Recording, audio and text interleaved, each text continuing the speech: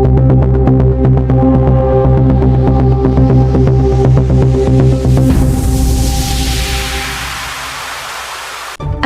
আলাইকুম, দেখছেন BNN 24 live. নোয়াখালীর কোম্পানিগঞ্জ ও সুবর্ণচরে একই সময়ে ভয়াবহ অগ্নিকাণ্ডের ঘটনায় পুড়ে ছাই হয়েছে ২৮টি দোকান। রাতের আধারে হঠাৎ করে নেমে আসে মৃত্যুপুরী। মুহূর্তেই লেলিহান শিখা গ্রাস করে ফেলে ব্যবসায়ীদের সারা বছরের পরিশ্রমের উপার্জন। মঙ্গলবার দিবাগত রাত অনুমান ১:৩০টার দিকে নোয়াখালীর সুবর্ণচর উপজেলার ভুইয়ারহাট দক্ষিণ বাজারে এই অগ্নিকাণ্ডের সূত্রপাত ঘটে। স্থানীয়দের ধারণা, অগ্নিকাণ্ডের শুরু হয় একটি দোকান থেকে। মুহূর্তের মধ্যে বাতাসের তোড়ে আগুন ছড়িয়ে পড়ে আশপাশের দোকানগুলোতে।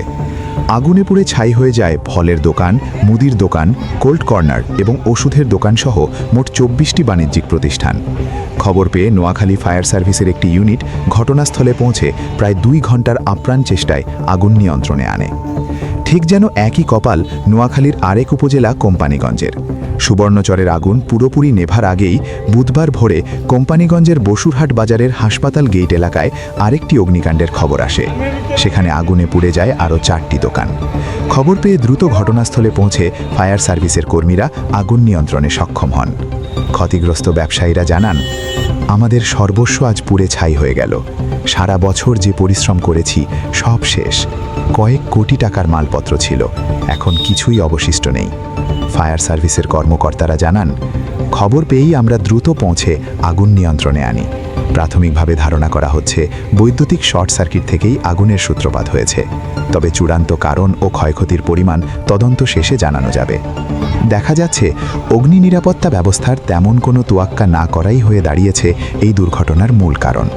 বাজারগুলোর অধিকাংশ দোকানেই নেই আলাদা ফায়ার এক্সিট বা আগুন নেভানোর পর্যাপ্ত সরঞ্জাম। ফায়ার সার্ভিস জানিয়েছে, ক্ষয়ক্ষতির সঠিক পরিমাণ তদন্ত সাপেক্ষে জানা যাবে। তবে ক্ষতিগ্রস্ত ব্যবসায়ীদের দাবি, এই অগ্নিকাণ্ডে তাদের ক্ষতির পরিমাণ কয়েক কোটি টাকা। প্রশ্ন উঠছে, বৈদ্যুতিক শর্ট সার্কিটের ঝুঁকি আগে থেকেই জানা থাকা সত্ত্বেও কেন নেওয়া হয়নি প্রয়োজনীয় প্রতিরোধমূলক ব্যবস্থা? হ্যাঁ, ছিল নোয়াখালী থেকে আমাদের প্রতিবেদন। অগ্নিকাণ্ড যে কোনো সময়ই ঘটতে পারে, তাই সতর্কতা ও প্রস্তুতি একমাত্র অবলম্বন।